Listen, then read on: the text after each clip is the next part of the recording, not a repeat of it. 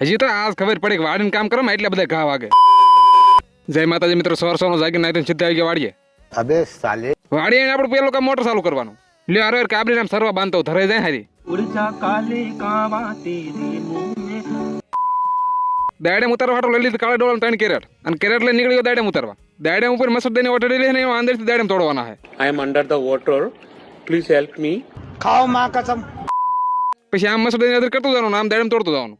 પછી મસ્તી કરતા કરતા ઉતરી દે એક ડોલ ભરીને દાડેમ. જો આ ઓલું જીવડું જે અમારા દાડેમ બગાડા છે.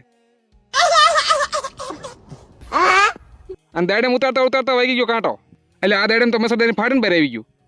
જો આપણે થારનું અનબોક્સિંગ क्या कर रहे हैं यार तू? તમને દાડેમ ઉતારતા નહીં આવડતું હોય જોઈ લે આમ ઉતારવાના હોય. પછી પાછા કાંટા બહુ આવી ગયા પણ દાડેમ ઉતારી 5 કેરેટ ભરી વળ્યા. એ દાડેમ ઉતારી માનમાં પોરો ખાવા બેઠો ને તો જીતેશભાઈ હાથ કરી લીધો. મારો બહુ વિચારતો નતો પણ ભાઈ હાથ કર્યો એટલે જવું પડે ને પાછું.